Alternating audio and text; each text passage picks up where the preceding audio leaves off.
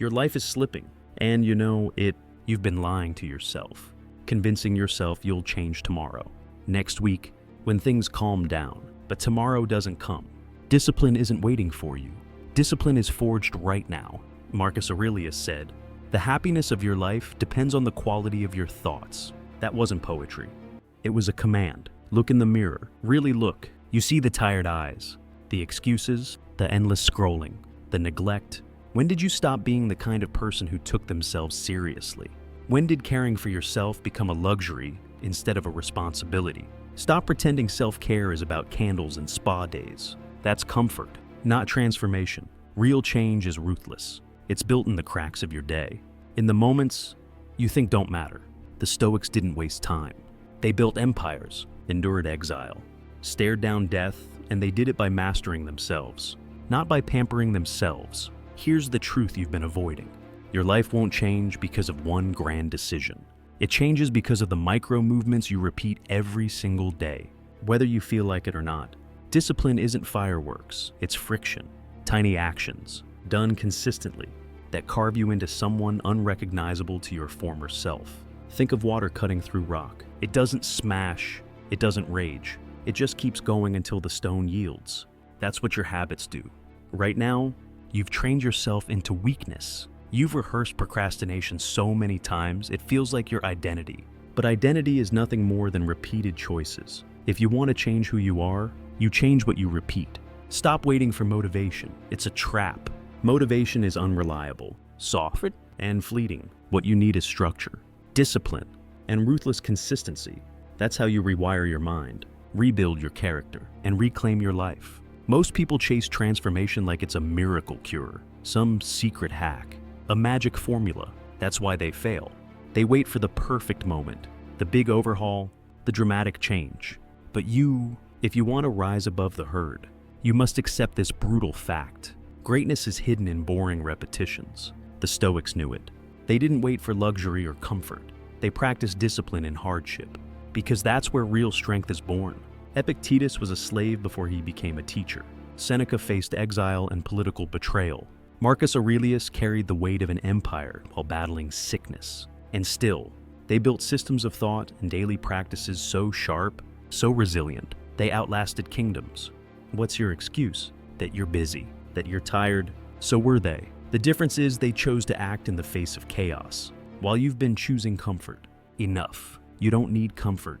You need structure. Here's the mistake you keep making. You think self-care means adding more routines, more obligations, more noise. But true self-care, the kind that builds an iron mind, is about subtraction, removing the lies you tell yourself, cutting out the distractions that drain you, stripping away the mental clutter that keeps you weak. The Stoics didn't waste time searching for new pleasures. They cut away everything unnecessary until only what mattered remained. That's why they were unshakable. And that's what you're missing. You don't need another to-do list. You need discipline to clear the garbage you've allowed into your life. Stop scrolling. Stop saying yes to things that steal your energy. Stop treating your mind like a junkyard. Simplicity isn't weakness, it's the foundation of strength. Because when you create space, you regain control. And when you regain control, you stop being a slave to chaos and start becoming the kind of person others cannot ignore. Listen closely. Your problem isn't that you don't care. It's that you've been trying to fix your life with surface-level hacks. Drink more water, get 8 hours of sleep, meditate for 10 minutes. Those are fine, but they barely scratch the surface of why you're stuck. Real transformation cuts deeper. It gets into the root system of your mind, the place where your habits, your emotions, and your excuses are born. That's where discipline lives, and that's where we're going. The micro habits I'm about to show you aren't gimmicks. They take less than 5 minutes each. They cost nothing. They can be done anywhere, anytime, but their impact, immense if you stay consistent. They will rewrite the way you see yourself. In 30 days, you'll notice the shift. In 6 months, people won't even recognize you. That's the power of simplicity repeated without compromise. And today, you stop playing small. Your mind is a battlefield. The moment you open your eyes, the war begins. Regret from yesterday, fear about tomorrow, endless mental noise. This is why you wake up already tired. Most people reach for their phone, flooding their brain with more chaos, more distraction. And then they wonder why they feel weak, anxious, and unfocused. You will not do that anymore. The first micro habit is ruthless in its simplicity. The 2-minute morning mind sweep. Before you touch your phone, before you move, sit up and face yourself. Set a timer for 2 minutes. Let every thought surface. Your worries, your doubts, your random nonsense. Don't fight them. Don't judge them. Just notice, like clouds passing through the sky. This is not meditation. It's reconnaissance. You're surveying the battlefield of your mind before you engage. Do this daily, and you'll stop being ambushed by your own thoughts. You'll begin each morning with clarity, not confusion. Within a week of the 2-minute morning mind sweep, something changes. You start to see the patterns behind your thoughts. Monday mornings, always money stress. After certain conversations, that knot in your chest. When you ignore family, the quiet guilt that lingers. These aren't problems to solve during the sweep.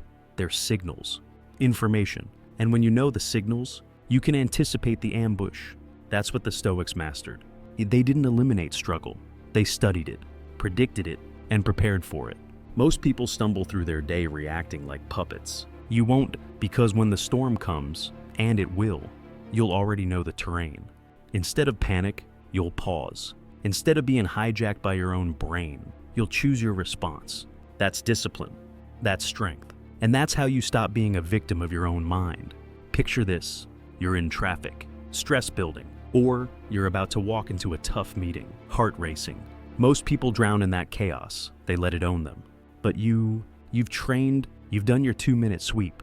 You know, these thoughts are nothing but clouds drifting through. So instead of spiraling, you pause, you breathe. You see the thought for what it is, a passing event, not your identity. That single pause rewires everything. Conversations change, because you're not carrying the weight of your morning chaos into every word. Productivity rises, because you start from clarity instead of confusion. Even your self-respect grows, because you're no longer bullied by your own thoughts. The Stoics called this discipline of perception, the ability to see things exactly as they are, not as fear paints them. This is how strength is built, not in theory, but in practice, moment by moment, until clarity becomes your default state.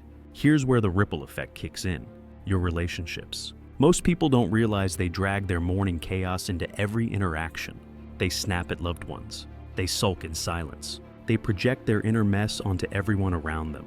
But when you practice the 2-minute mind sweep, you enter conversations lighter. You're not enslaved to the leftover noise. You respond instead of react. That's what makes you magnetic. People feel the difference, even if they can't name it. You'll notice fewer arguments, less friction, and more presence. Why? Because you're finally present with yourself. And when you can face your own mind without fear, you stop running from others too. This is what the Stoics understood. Clarity inside creates strength outside. It's not about pretending to be calm. It's about actually becoming calm, trained by daily discipline. And that kind of composure, it's rare, it's powerful, and it will set you apart. Think about the version of you that wakes up every morning ambushed by panic, drowning in mental noise. That version is weak, scattered, controlled by thoughts instead of commanding them. Now imagine the version of you after 30 days of the 2-minute sweep. Stress hits, but instead of spiraling, there's a pause. Doubt rises, but instead of believing it, you observe it. Anger flares, but instead of exploding, you redirect it. That's power. That's freedom. Epictetus said, "It's not things that upset us, but our judgment about things. Your judgments are what enslave you." This practice breaks that chain. In 30 days, you'll notice it. In 90, and others will in 6 months. And you'll be unrecognizable, calmer, sharper, harder to rattle, not because the world got easier, but because you became tougher. Strong minds aren't born, they're trained. And this is your first weapon. Use it or stay weak. The choice is yours. Your mind has been trained to scan for what's wrong, what's missing, what's broken. That's why you wake up feeling like life is one endless problem to solve. But here's the truth.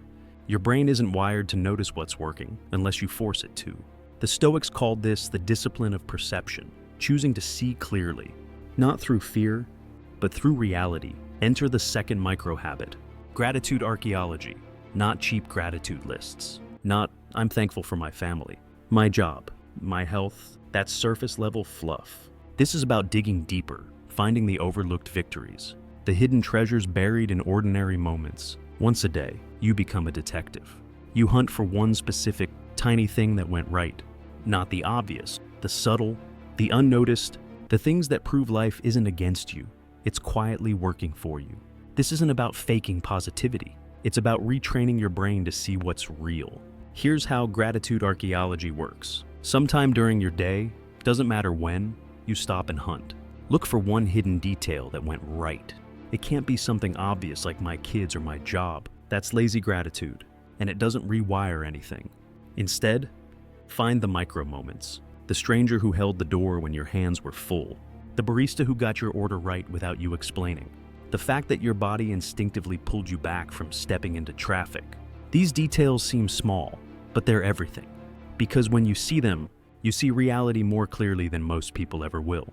The Stoics train their perception daily, forcing their minds to notice not just the blows life delivers, but also the subtle gifts life offers. That's what makes this practice powerful. You're not listing blessings, you're excavating them. Like a treasure hunter brushing dust off gold. Finding the treasure isn't enough. You must investigate it. Don't just say, "Oh, I'm grateful for my coffee." That's shallow. Ask, why did this moment matter? Who made it possible? How many hidden hands contributed?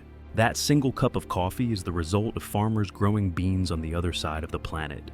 Workers harvesting, drivers transporting, roasters perfecting, baristas training, and even the person before you, in line moving fast enough to keep things flowing. Suddenly, it's not coffee, it's a miracle of human cooperation. This is where gratitude archaeology becomes lethal for negativity. Because once you see how many invisible victories surround you, it's impossible to keep pretending life is only suffering. Seneca said, "True happiness is to enjoy the present without anxious dependence on the future." This practice forces you into the present. It rewires your brain to see life as richer than you thought.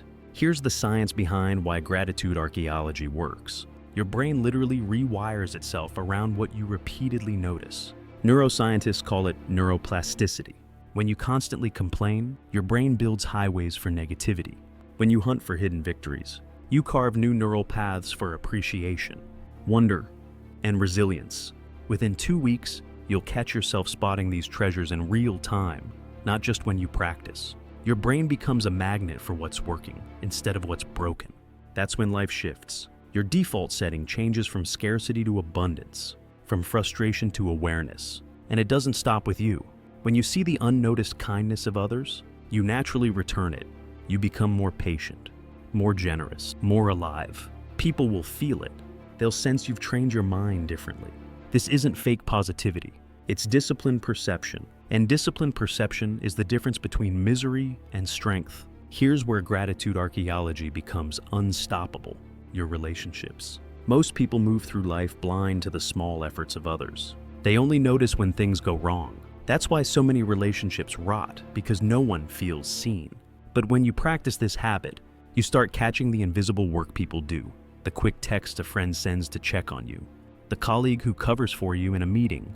The partner who handles a chore without asking. And here's the shift. When you see it, you say it, you acknowledge it. Suddenly you're the person who notices what others miss. That makes you magnetic. People crave being seen. They'll feel drawn to you because you reflect back the value they bring. Marcus Aurelius wrote, "We are made for cooperation, like feet, like hands, like eyelids." Gratitude archaeology isn't just about you, it's about making others stronger too. Envy, scarcity, comparison. These are poisons eating you alive. You scroll through other people's lives and convince yourself you're behind, that you don't have enough, that you're not enough. But gratitude archaeology destroys that illusion. When you train your mind to see the hidden abundance already present in your life, comparison loses its grip. Why envy someone else's highlight reel when you're surrounded by proof that life is already giving you more than you notice? Seneca said, "It is not the man who has too little, but the man who craves more, that is poor." Read that again. Poverty isn't about lack, it's about blindness. Every unnoticed moment of grace makes you spiritually bankrupt. Every recognized one makes you rich. This habit makes you wealthier than envy ever will. You stop obsessing over what others have and start mastering what is already in your hands. That's power. When you practice gratitude archaeology daily, your motivation stops relying on hype. You're no longer chasing dopamine spikes from quick wins or external validation. Instead, your drive comes from a deeper place, Awareness of the quiet victories already unfolding. That changes everything. Challenges no longer feel like walls. They feel like chances to uncover hidden strength. Obstacles become part of the treasure hunt. When others quit because the road feels hard, you keep going because you've trained yourself to see progress in the smallest details. Marcus Aurelius wrote, "The impediment to action advances action. What stands in the way becomes the way." Gratitude, archaeology, burns this truth into your nervous system. You stop waiting for life to hand you big rewards. You start noticing how even setbacks contain gifts. And that mindset makes you unbreakable. Every day, you're building quiet resilience, one hidden victory at a time. Your life force is leaking, and you don't even notice it. Every day, invisible drains bleed your energy dry. Pointless scrolling, useless conversations, fake obligations you agreed to just to keep people happy. Then you wonder why you're exhausted before the real work even starts. Marcus Aurelius nailed it. We all love ourselves more than other people, but care more about their opinion than our own. You sacrifice your vitality for approval, and it's killing your discipline. The third micro habit is the energy audit. It's brutal. It's simple. Once a day, you pause and ask, right now, am I gaining energy or losing it? No excuses, no stories, just raw truth. If the answer is losing, you act or you change the situation, shift your response, or walk away. Your energy is your currency. Waste it, and you stay weak. Protect it, and you become unstoppable. Here's how the energy audit works in real time. Set a random alarm on your phone, or tie it to something you do daily. Opening the fridge, washing your hands, sitting down at your desk. When the cue hits, stop and scan yourself. Not your thoughts, your body. Is your jaw clenched? Shoulders tight? Breathing shallow? That's depletion. That's your body warning you. The situation you're in is draining, not fueling. And here's the rule. You act immediately. If you're wasting time on toxic scrolling, close the app. If a conversation is circling endlessly, redirect it or excuse yourself. If tension is riding your chest from an earlier conflict, pause and breathe it out. Most people wait until they're burnt out before making changes. That's weakness. The Stoics knew prevention beats repair. The energy audit puts you in control before the crash happens. Not all discomfort is the same. That's what weak minds never understand. Some pain is growth. It stretches you, challenges you, forges strength. That kind of tired leaves you sharper. But other pain is waste. It bleeds you out, leaves you bitter, and makes you weaker. The energy audit teaches you to separate the two. The Stoics practice this distinction daily. Epictetus said, "Wealth consists not in having great possessions, but in having few wants." Apply that to energy. True wealth isn't more stamina, it's fewer leaks. With practice, you'll start noticing the difference. The grind of learning a new skill. Worth it? The drain of arguing with a fool online. Worthless? The effort of a tough workout. Worth it? The exhaustion of people-pleasing. Worthless. Once you master this, you stop confusing destruction for discipline. You stop confusing burnout for progress. You start conserving energy for battles that matter. Here's the hidden power of protecting your energy. It makes you magnetic. Most people walk around drained, distracted, half present. They bleed out their life force in gossip, overthinking, and endless obligations. When you refuse to play that game, people notice. You show up sharp, focused, alive. You have presence because you're actually present. That's rare, and rare is valuable. People will be drawn to you, not because you're trying to impress them, but because you're not wasting yourself. You're not scattered. You're not desperate. You're disciplined. The energy audit builds this in silence, one decision at a time. And the more you protect your power, the more you can invest it where it counts. Your craft, your mission, your relationships. Weak people drain others. Strong people fuel others. Which one do you want to be? You think your harsh inner voice is making you stronger? It's not, but it's killing you. The constant self-criticism, the endless "I'm not enough," the replaying of mistakes, that isn't discipline. That's self-destruction. The Stoics knew the difference. Epictetus said, "It's not what happens to you, but how you react to it that matters." Yet most of your suffering isn't the first punch, it's the second. You make a mistake, then stab yourself with judgment. You fail once, then punish yourself 1,000 times in your head. That cycle ends now. The fourth micro habit is the compassion reset breath. Here's how it works. Every time you catch yourself in self-attack, stop, take one slow breath, and silently repeat, "I'm doing the best I can with what I know right now." One breath, one reset. That's it. But the effect, it's a sledgehammer to self-doubt. Psychologists call it the second arrow. The first arrow is the event. You mess up. You forget. You fail. The second arrow is the punishment you inflict on yourself afterward. The insults, the shame, the endless replaying, the compassion. Reset breath kills that second arrow before it lands. This isn't about cheesy affirmations or pretending everything is fine. It's about reality. You are doing the best you can with the awareness, skills, and strength you currently have. That doesn't mean you stop improving. It means you stop destroying yourself in the process. One conscious breath interrupts the spiral. That pause activates your parasympathetic nervous system, shifting you out of fight or flight. The simple phrase disarms the critic in your head. Together, they create space where growth, not self-attack, becomes possible. Discipline without compassion is just cruelty, and cruelty never built greatness. Failure isn't the enemy. Your reaction to failure is, think about how you learned to walk. You fell, again and again. But as a child, you didn't call yourself useless. You didn't beat yourself up for stumbling.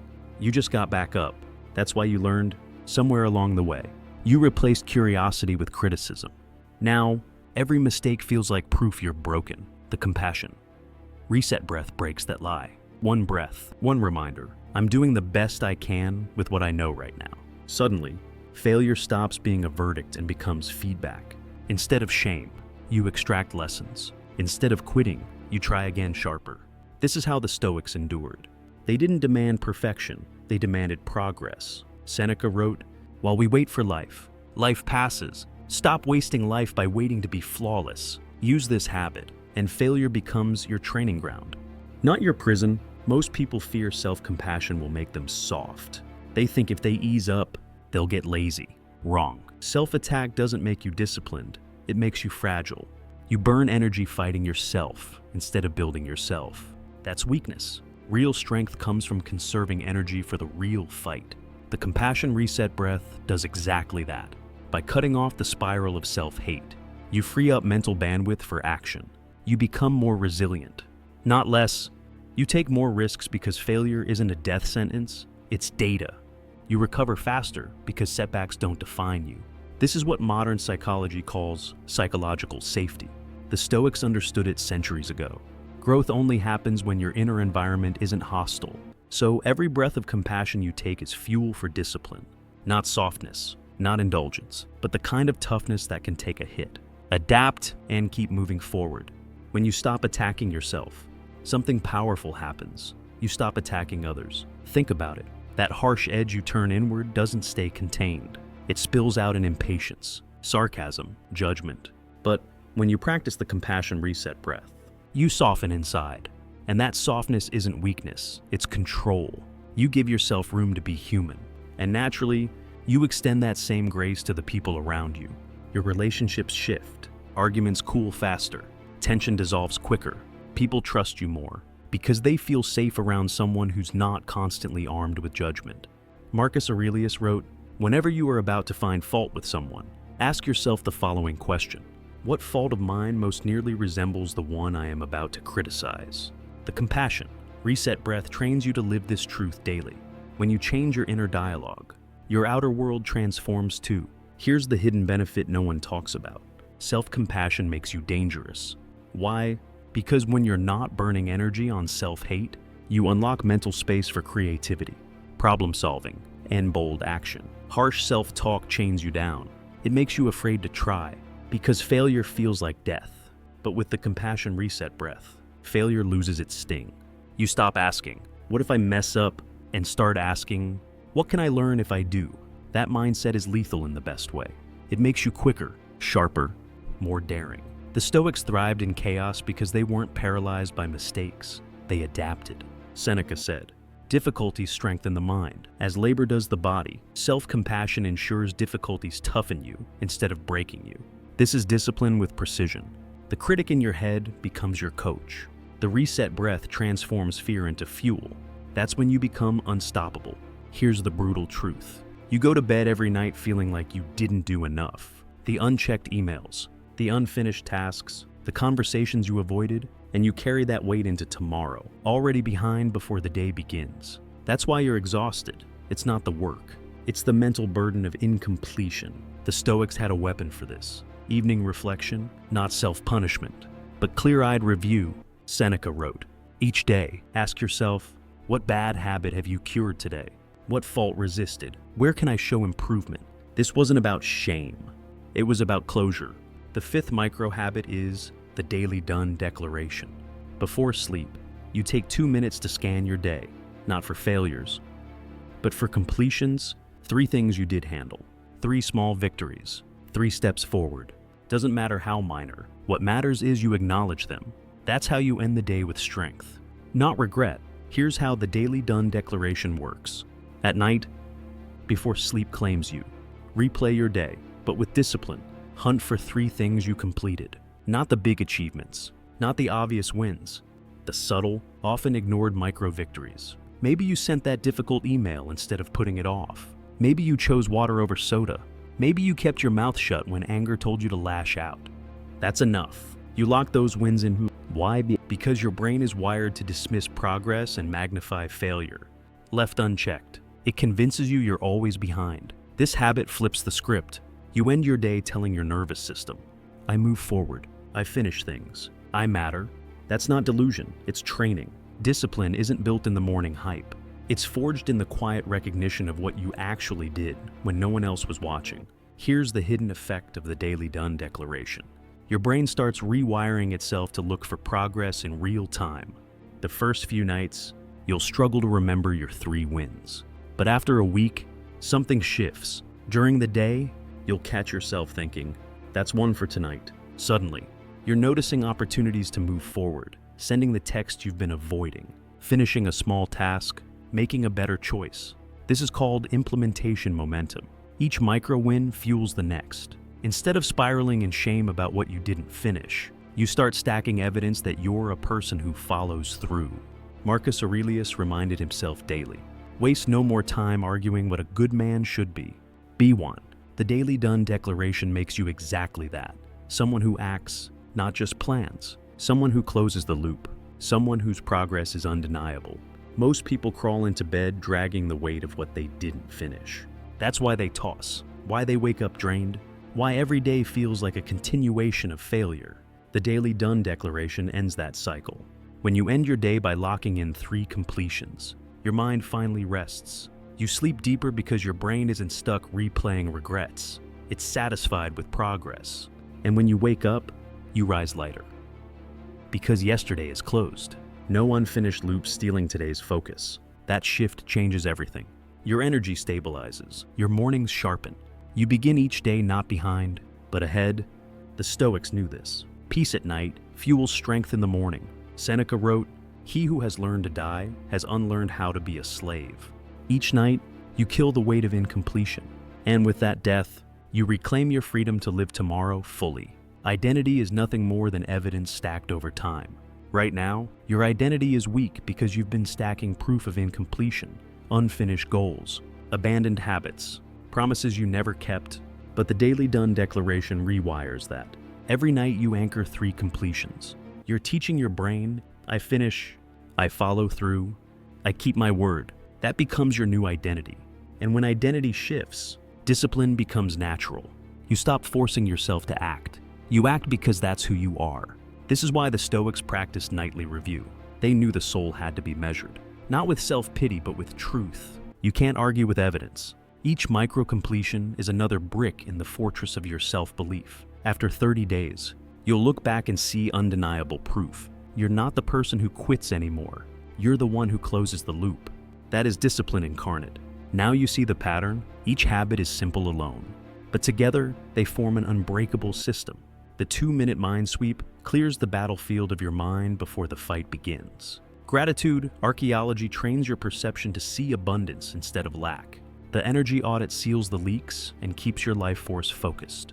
The compassion reset breath ends the cycle of self-destruction and forges resilience. The daily done declaration locks in identity, proving to your nervous system that you finish what you start. This is not random self-help fluff. It's a structure, a war plan, 5 weapons sharpened daily that harden you into someone unrecognizable to your former self. Most people stumble through life chasing hacks and shortcuts. You won't. You'll live like a Stoic, disciplined, deliberate, dangerous. And in 6 months, people will ask what changed. They answer, everything, because you chose structure over chaos. Here's what happens when you commit. In 30 days, the fog starts to lift. You notice more clarity in the mornings, fewer emotional outbursts, a steadier energy, small, but real. In 90 days, the shift is undeniable. You react less. You choose more. Your relationships feel lighter. People notice something different in your presence, even if they can't explain it. In 180 days, you are unrecognizable. Your old habits, your old excuses, your old identity, they're gone. You've built a mind that can't be hijacked, an energy that doesn't leak, a discipline that doesn't break. 6 months of daily practice will do more for you than 6 years of half-hearted attempts. Marcus Aurelius didn't write in his journal for inspiration. He did it for transformation. You will do the same. The timeline is clear. The results are predictable. The only question left is whether you'll actually do it. Your transformation doesn't stay locked inside you. It radiates. When you clear your mind each morning, you show up sharper in every conversation. When you practice gratitude archaeology, you start acknowledging others in ways that make them feel seen. When you guard your energy, you stop bleeding resentment into your relationships. When you reset with compassion, you stop projecting your inner critic onto others. And when you celebrate completions, you inspire people to recognize their own wins. Discipline is contagious. People will feel it. They'll sense your presence, your steadiness, your quiet confidence, and without even trying, you'll become a leader, not because of titles, not because of authority, but because you've mastered yourself. Marcus Aurelius ruled an empire, but his real empire was his own mind. Do the same, and your influence will stretch further than you realize. Self-mastery doesn't just change you, it changes everyone around you. Chaos is coming. It always does. The world will throw you setbacks, betrayals, losses, and storms. Most people crumble because they never trained for it. But you will be ready. The 2-minute mind sweep arms you with clarity. You see the storm, but you don't become it. Gratitude archaeology keeps you grounded. You notice the small victories, even in disaster. The energy audit protects your reserves. You don't waste strength on battles that don't matter. The compassion, reset breath shields you from self-sabotage. You refuse to bleed out through self-hate. And the daily done declaration gives you proof every night that you are still moving forward. That system makes you unshakable. When the ground trembles, you stand. When life burns, you endure. Marcus Aurelius faced plague, buzz, and death. Yet he wrote, "A blazing fire makes flame and brightness out of everything thrown into it." That's you now, the fire, not the ash. The real victory of these 5 habits isn't just discipline, it's identity. Weakness was never who you were. It was just repetition of lazy choices. Now, every day you practice this system, you're rewriting your identity. You no longer try to be disciplined, you are disciplined. You no longer force consistency, you embody consistency. The old version of you, the one scrolling, procrastinating, drowning in excuses, becomes unrecognizable, like a stranger you once knew. And here's the truth. Once identity hardens, there's no going back. You don't negotiate with laziness anymore. You don't debate whether to act, you act. Because that's who you are. Epictetus said, "First say to yourself what you would be, and then do what you have to do." This system engraves that into your bones. You declare the new you, and then you live it. That's when transformation becomes permanent. That's when the old you finally dies. Here's the danger. Once you feel progress, comfort tries to creep back in. You'll hear the whisper, "You've earned a break. Skip today. Ease up." That's the old identity clawing for survival. If you listen, you slip. If you slip long enough, you slide back into weakness. The Stoics warned about this. Seneca wrote, "It is not that we have a short time to live, but that we waste much of it." You don't guard your progress by doing more. You guard it by refusing to stop. That's why these habits are small by design. 2 minutes here, 3 minutes there. No excuses. They are too simple to skip. That's your shield. You never let a day pass without practicing, even when you're exhausted, even when you don't care, especially then. Because discipline built under resistance is the only discipline that lasts. Protect the system, and the system will protect you. 6 months from now, you won't recognize yourself. Your mornings will start sharp, not scattered. Your days will feel lighter because you see victories where others see nothing. Your energy will be focused, not bleeding into distractions. Your inner voice will be firm but kind, not cruel, and your nights will end with peace, not regret. People around you will notice first. They'll ask, "What's different about you?" They won't see a crash diet or a flashy overhaul. They'll see steadiness, strength, presence. You'll carry yourself differently because you'll finally trust yourself. That's the real win, not applause, not validation, but the unshakable confidence that comes from keeping your word to yourself. Marcus Aurelius didn't aim for fame. He aimed for mastery. You'll have built the same, a disciplined mind, a disciplined life. And once you taste that, you'll never go back. This is it, the line in the sand. You've spent enough time drifting, waiting, hoping discipline will magically appear. It won't. The Stoics didn't preach comfort. They preached command over the self. And now you have the blueprint. 5 micro habits, ruthless in their simplicity, devastating in their impact. 2 minutes in the morning to clear your mind. 1 hidden victory uncovered each day. 1 energy audit to seal the leaks. 1 compassionate breath to kill self-doubt. 3 completions locked in at night. That's the system. That's the path. You don't need motivation. You don't need inspiration. You need action today, not tomorrow. In 30 days, you'll feel the shift. In 90, you'll see it. In 6 months, you'll be unrecognizable. The only question is whether you'll start. So here's your command. Do the first habit tomorrow morning. No excuses, no delay. Comment this truth now. I start today. If you made it this far, you're not like most people. You're serious about change, and I respect that. Thank you for giving your time, your focus, and your energy to this message. Now, I'm asking you for one thing in return. Don't let this stop here. Take what you've heard and act on it. If this video lit a fire in you, hit that like button so the algorithm knows this matters. Share it with someone who needs to wake up and hear the truth today.